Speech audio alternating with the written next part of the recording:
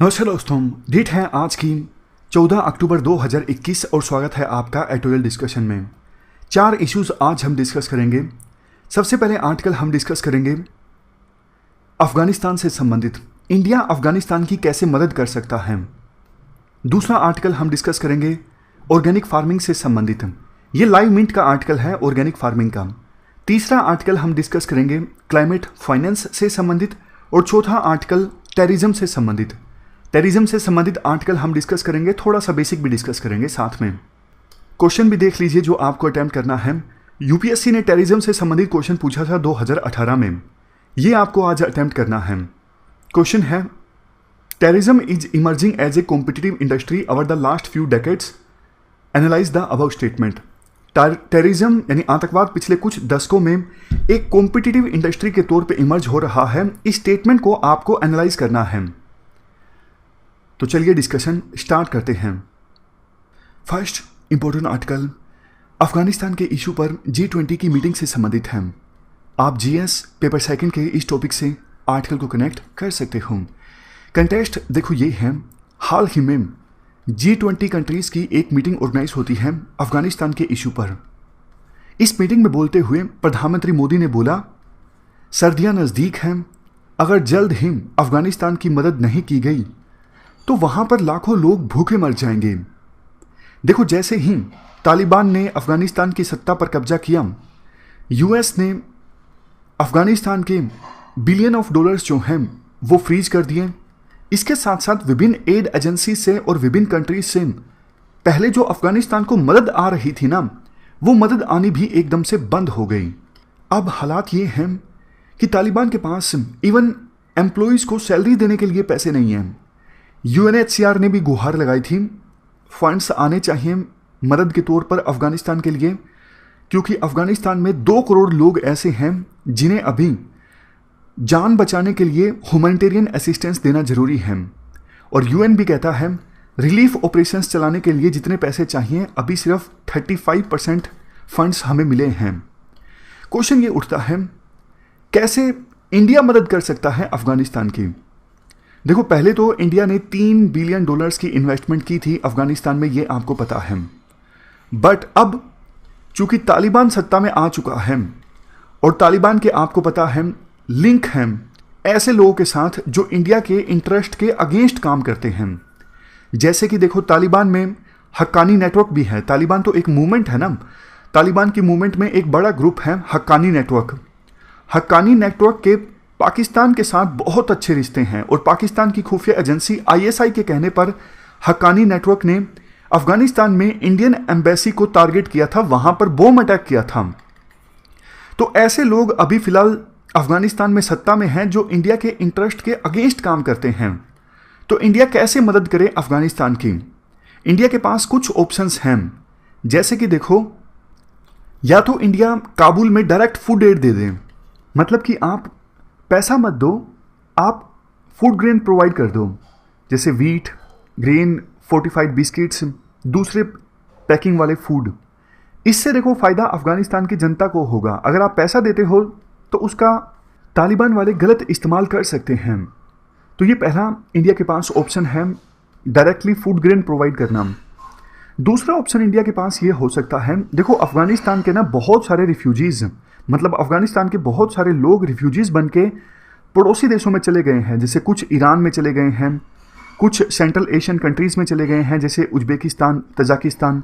तो in central Asian countries को India के द्वारा मदद दी जा सकती है ताकि ये central Asian countries Afghan refugees का ज़्यादा अच्छे से ख्याल रख सकें। ये दूसरा ऑप्शन है। तीसरा ऑप्शन इंडिया के पास ये हो सकता है अफगान लोगों की मदद करने का। देखो अफगानिस्तान में बहुत सारी NGOs, बहुत सारी इंटरनेशनल एजेंसीज जैसे UNHCR ये भी काम कर रहे हैं।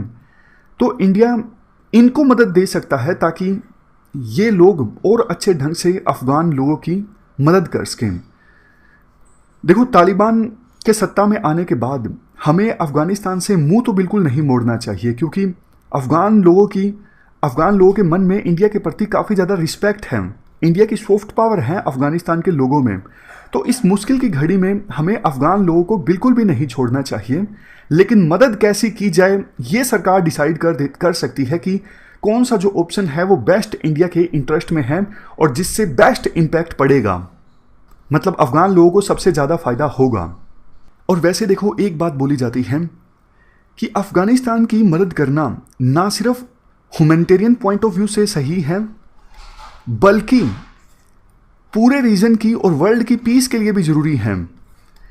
वहाँ लोग देखो भूखे मर रहे हैं, तो ह्यूमैनिटी के हिसाब से मदद करना तो ज़रूरी है ही, लेकिन इसके साथ साथ अगर अफगानिस्तान में देखो इतनी ज़्यादा गरीबी आएगी, लोगों के पास खाना भी नहीं है, तो ऐसी सिचुएशन में तो क्राइम और ज़्यादा बढ़ेगा, ऐसी सिचुएशन में आतंकवाद और ज़्यादा बढ़ेगा, जिसका खामियाजा पूरे वर्ल्ड को भुगतना पड़ेगा। तो ये हमने ब्रीफ में एक आर्टिकल डिस्कस किया अफगानिस्तान से संबंधित। चलते हैं आगे। इसके बाद नेक्स्ट आर्टिकल ऑर्गेनिक फार्मिंग से संबंधित है। आप जीएस पेपर 3 के इस टॉपिक से आर्टिकल को रिलेट कर सकते हो। ऑर्गेनिक फार्मिंग का मतलब क्या है? देखो, ऑर्गेनिक फार्मिंग में ना केमिकल्स का इस्तेमाल नहीं होता। ये जो मार्केट में फर्टिलाइज़र या फिर पेस्टिसाइड्स मिलते हैं ना, फर्टिलाइज़र फसल की पैदावार को इंक्रीज़ करने के लिए और पेस्टिसाइड्स कीड़े मकोड़ों को मारने के लिए ताकि फसल को नुकसान ना पहुँचे, इनका इस्तेमाल नहीं किया जाता। इनके बजाय इस्तेमाल किया जाता है नेचुरल चीज़ों का। जैसे देखो, एनिमल्स का वेस्ट है या फिर ऑर्गेनिक वेस्ट है, कुछ पेड़ पौधे गल गए, फ्रूट्स गल गए, उनको खाद के तौर पे इस्तेमाल किया जाता है। नेचुरल टेक्निक्स जैसे क्रॉप रोटेशन, इन सब नेचुरल चीज़ों की सहायता से जो खेती की जाती है उसको कहते हैं ऑर्गेनिक फार्मिंग। ऑर्गेनिक फार्मिंग देखो वैसे तो बहुत बढ़िया है, इसको सरकार प्रमोट भी काफ़ी करती है, क्योंकि बहुत ज़्यादा केमिकल्स का इस्तेमाल जब हम खेती में करते हैं ना, एक बार के लिए तो फसल की पैदावार बढ़ जाती है, लेकिन कंटिन्यूस फर्टिलिटी मेंटेन कर पाना सोइल की बहुत ज़्यादा मुश्किल होता है।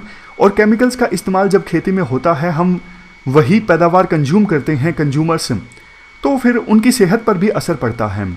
इसलिए कुछ कुछ तो लोगों में जागरूकता है कि ऑर्गेनिक चीज़ों का, ऑर्गेनिक फूड का ज़्यादा इस्तेमाल किया जाए। बट देखो, ऑर्गेनिक फार्मिंग में बहुत सारे इश्यूज़ हैं।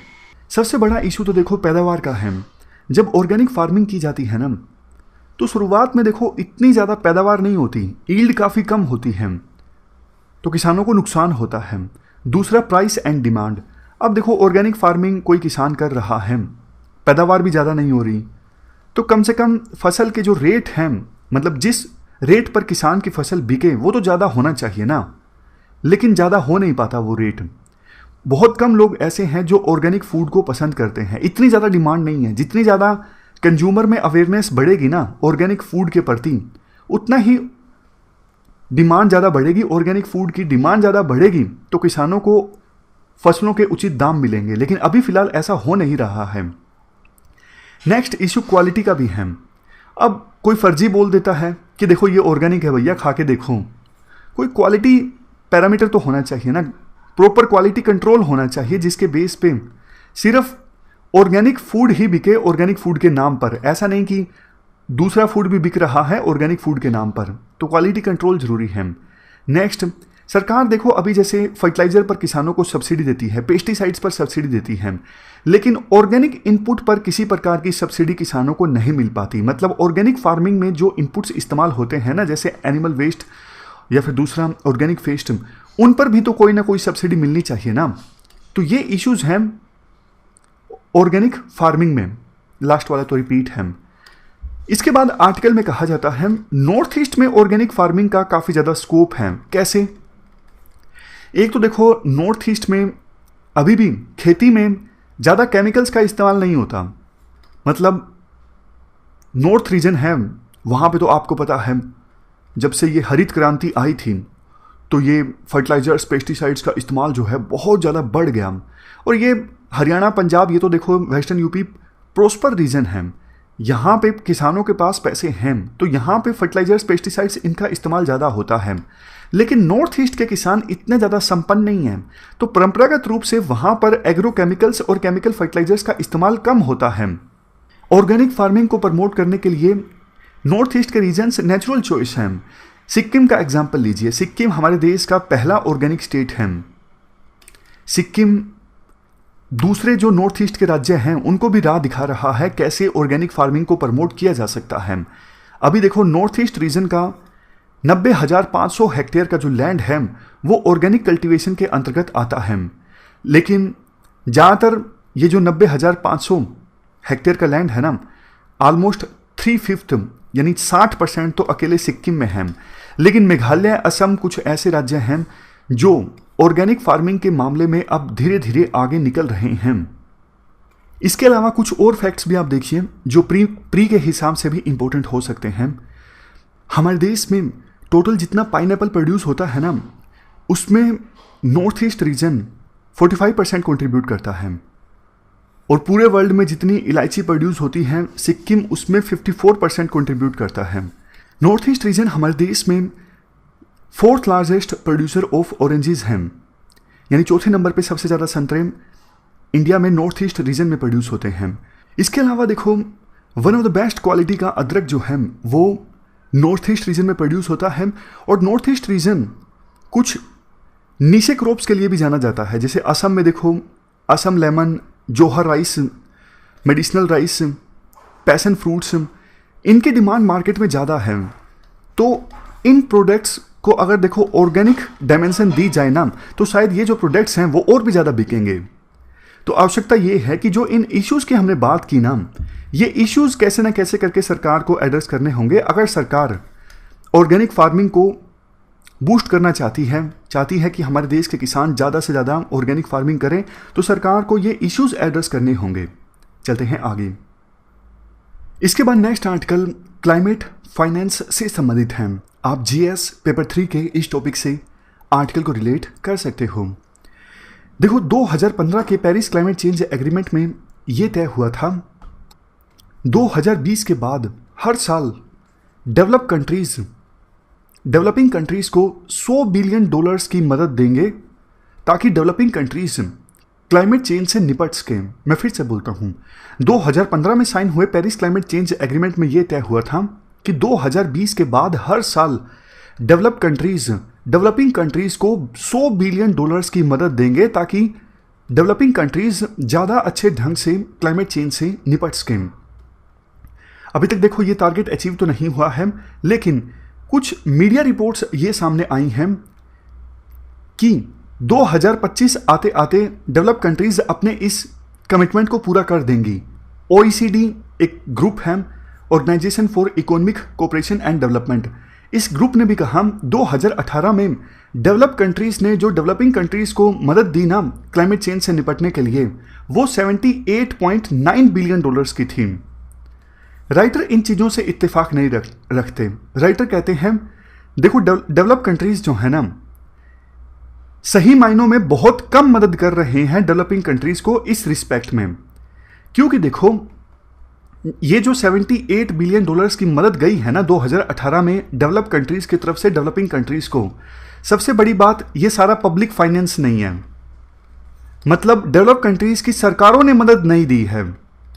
इवन प्राइवेट फाइनेंस अगर कुछ हुआ है, प्राइवेट कंपनीज ने कुछ मदद की है, तो उसे भी डेवलप कंट्रीज ने अपने इस $100 बिलियन के आंकड़े में काउंट कर लिया है। तो पब्लिक फाइनेंस की बात हुई थी, यानी सरकारों की तरफ से मदद की बात हुई थी। बाकी कंपनीज जो मदद करेंगी वो तो अलग हैं।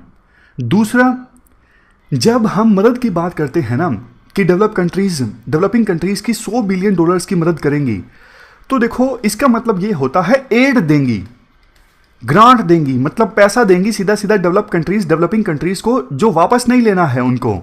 लेकिन डेवलप कंट्रीज क्या कर रही हैं, लोन दे देती हैं। ग्रीन लोन दे दिया कि आप कोई ग्रीन प्रोजेक्ट इस्टेब्लिश कर लो, इसके लिए हम आपको लोन दे देते हैं।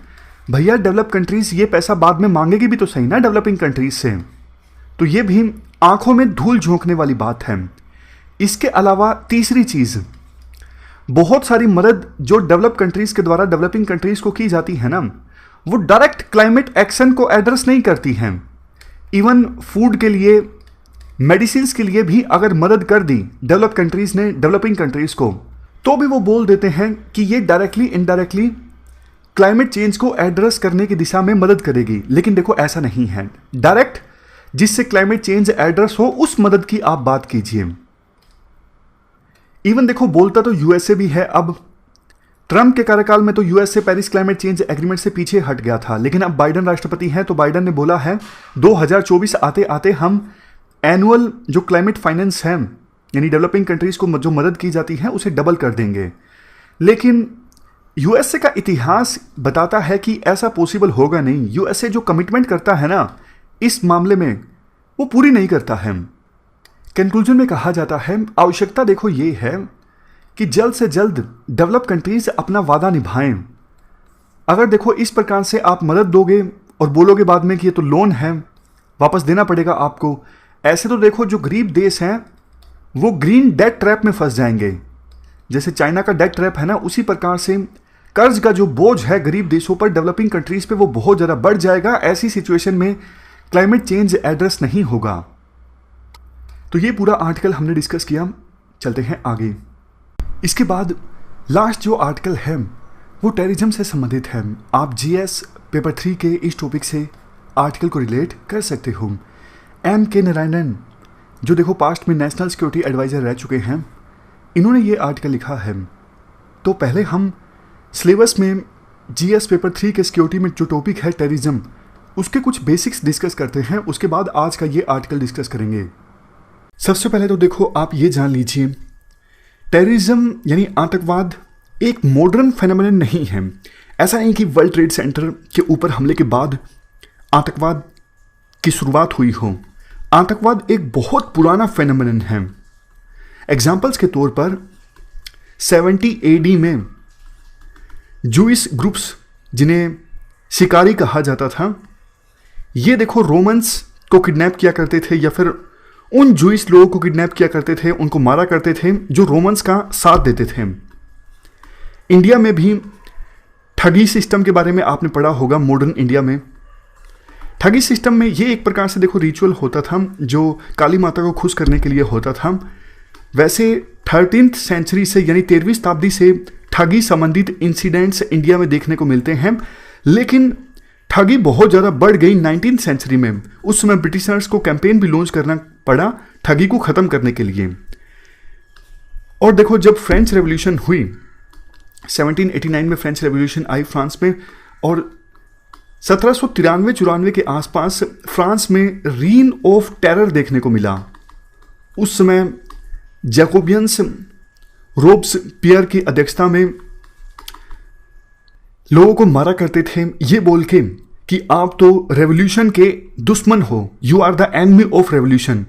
ऐसा बोल बोल के उस समय जैकोबियंस के द्वारा 40,000 लोगों की हत्याएं कर दी गई। तो वो देखो टेरर का दौर था और वहीं से टेररिस्ट वर्ड भी निकल के आता है। तो ये हमने समझा कि टेररिज्म एक मॉडर्न फेनोमेनन नहीं है। 2000 साल पहले भी, ऑलमोस्ट 2000 साल पहले टेररिज्म के एग्जाम्पल्स देखने को मिलते हैं। बट देखो एक बात यहां पे मेंशन करने लायक है, 1990s तक टेररिज्म को security concern of the second order माना जाता था। मतलब सिक्योरिटी कंसर्न तो था टेररिज्म, लेकिन इतना ज़्यादा सीरियस टेररिज्म को नहीं लिया जाता था। दूसरे देश से जो खतरा है उसको ज़्यादा सीरियस लिया जाता था विभिन्न देशों के द्वारा कि हाँ ये मेरा दुश्मन देश है, इससे खतरा है, इससे बचने की तैयारी करनी है। लेकिन किसी नॉन स्टेट एक्टर से बहुत ज़्यादा खतरा है कि स्पेशली बहुत ज़बरदस्त तैयारी की जाए वाइड स्केल पे युद्ध स्तर पर, वो नहीं देखा जाता था। लेकिन जब देखो 2001 में वर्ल्ड ट्रेड सेंटर के ऊपर हमला हुआ तो फिर टेररिज्म को लेके विभिन्न देशों की जो सोच है वो बदल गई। देखो टेररिज्म की काफ़ी सारी वेव्स हैं, ये हम आगे इस लेक्चर में डिस्कस भी करेंगे कि first wave of terrorism, second wave of terrorism, मतलब कैसे टेररिज्म का जो स्वरूप है, मोटिवेशन जो है वो टाइम के अनुसार बदलता गया। देखो 1990s में ग्लोबलाइजेशन भी काफ़ी ज़्यादा तेज़ी से आया, तो उसके बाद टेररिज्म भी एकदम से बढ़ गया। क्यों? यहां पे देखो क्वेश्चन बन सकता है, impact of globalisation on terrorism. Globalisation का टेररिज्म पर क्या प्रभाव पड़ा? देखो टेररिस्ट ज़्यादा एक्टिव हो गए ग्लोबलाइजेशन के बाद, क्योंकि बॉर्डर्स जब विभिन्न देशों के बीच डाइल्यूट हुए तो टेररिस्ट जो अपना प्रोपेगेंडा स्प्रेड करते हैं, माइंड वॉश करने की कोशिश करते हैं, उनको माइंड वॉश करना और भी ज़्यादा आसान हो गया। ऐसी ऐसी टेक्नोलॉजी आई कि इंफॉर्मेशन स्प्रेड करना काफ़ी आसान हो गया, चोरी छुपे बात करना आसान हो गया। तो देखो इन एग्जाम्पल्स के बेस पे आप कह सकते हो कि मॉडर्न टेररिज्म और ग्लोबलाइजेशन के बीच एक गहरा नाता है। आप एक बात बताइए, आईएसआईएस शुरू में इराक में आया था, लेकिन बाद में आईएसआईएस ने अपनी जड़ें जमाई, इस्लामिक स्टेट ने अपनी जड़ें विभिन्न देशों में जमा ली। शुरू में तो इराक में आया था, लेकिन यह ग्लोबलाइजेशन का ही नतीजा है कि इस्लामिक स्टेट अपनी आइडियोलॉजी को दूसरे देश में भी बहुत से लोगों को आकर्षित कर पाया अपनी आइडियोलॉजी की सहायता से। तभी इस्लामिक स्टेट ने और भी दूसरे देशों में अपनी जड़ें जमाने की कोशिश की। यह ग्लोबलाइजेशन का ही एग्जाम्पल है। इसके बाद हम टेररिज्म की डेफिनेशन की बात करते हैं। देखो, टेररिज्म को डिफाइन करना बहुत ही मुश्किल काम है, क्योंकि अलग अलग इंटरप्रिटेशंस हैं। तो टेररिज्म की जो डेफिनेशन है काफ़ी ज़्यादा सब्जेक्टिव रहती है। हम डिस्कस करेंगे वो डेफिनेशन जो आपको एग्जाम में लिखनी है, लेकिन फिर भी टेररिज्म को डिफाइन करने में काफ़ी दिक्कतें आती हैं। देखो, मैं आपको 2 एग्जांपल्स देता हूँ। मान लीजिए ए बी को मार देता है। क्यों? क्योंकि ए की पर्सनल दुश्मनी है बी के साथ में। और दूसरे केस में ए बी को मार देता है क्योंकि ए इस्टाब्लिश्ड रूल को ख़त्म करके, डिस्ट्रॉय करके कोई दूसरा रूल इस्टाब्लिश करना चाहता है, दूसरी सरकार इस्टाब्लिश करना चाहता है। तो बताइए, पहला केस टेररिज्म से संबंधित है या फिर दूसरा केस? आपने बिल्कुल सही सोचा है, दूसरा जो केस है वो टेररिज्म से संबंधित है। तो देखो, यहाँ पे डिफरेंस क्या आया? यहाँ पे डिफरेंस आया ऑब्जेक्टिव का। एक पर्सन ए किसी पूरे परिवार को गोली मार देता है, बी के पूरे परिवार को गोली मार दिया, 10 लोगों को मार दिया, लेकिन ये टेररिज्म नहीं है। क्यों? क्योंकि ए की दुश्मनी है बी के परिवार के साथ है।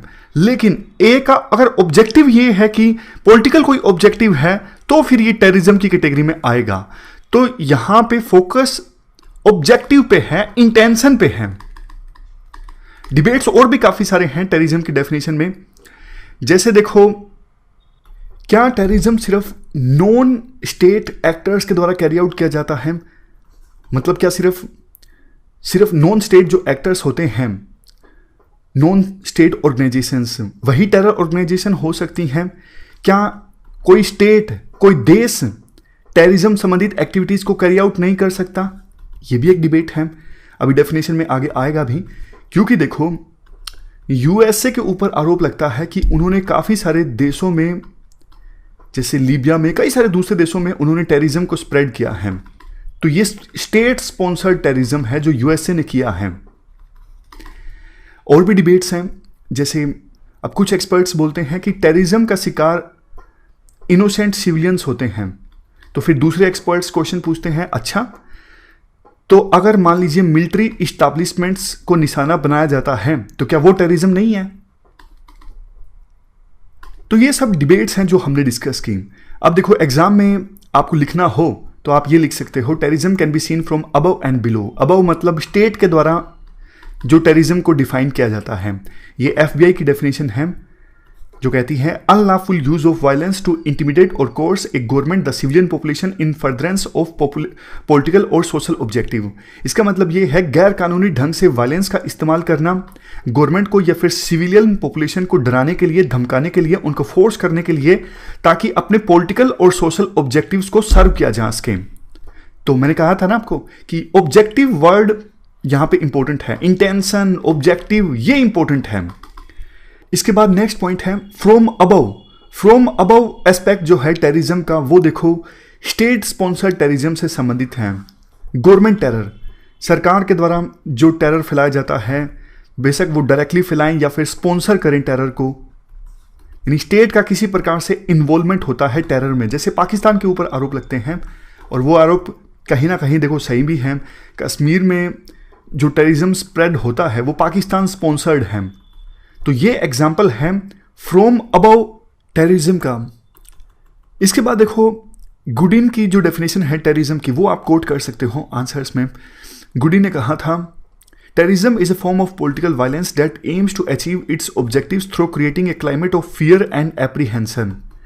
मतलब जो लोग टेररिस्ट होते हैं वो पॉलिटिकल वायलेंस का सहारा लेते हैं अपने ऑब्जेक्टिव्स को अचीव करने के लिए, और करते कैसे हैं? डर का एक माहौल तैयार करके। ये हम डिस्कस कर चुके हैं कि टेररिज्म एक इंटरप्रिटेशन का मामला है। कोई पर्सन एक देश के लिए टेररिस्ट हो सकता है और दूसरे देश के लिए हीरो हो सकता है।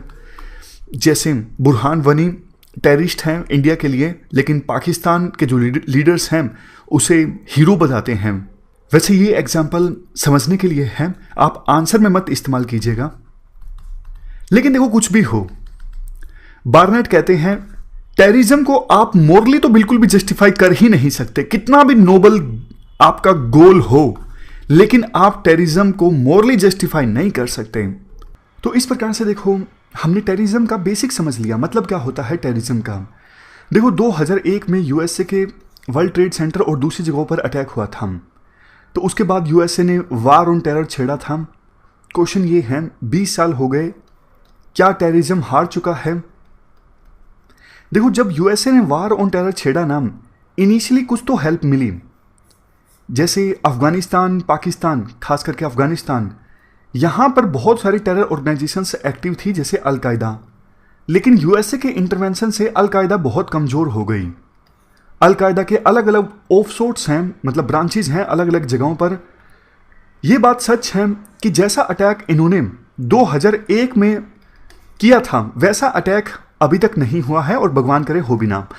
मतलब कहने का देखो ये है कि कुछ तो फर्क पड़ा है जरूर, लेकिन यूं कहना कि आतंकवाद अब हार चुका है, एक मेजर थ्रेट नहीं है, यह बात देखो गलत होगी। जो विजन लादेन में था, वैसा विजन जो लादेन के सक्सेसर थे, अलकायदा के दूसरे लीडर्स थे, इनका नाम भी दिया हुआ है, इनको आंसर में लिखने का कोई फायदा नहीं है, इनमें वो विजन नहीं था। और देखो, हो ये गया धीरे धीरे, ये जो अलग अलग ब्रांचेस है ना अलकायदा की, अलकायदा के जो मेन लीडर हैं उनका होल्ड इन ब्रांचेस पे कम होता गया।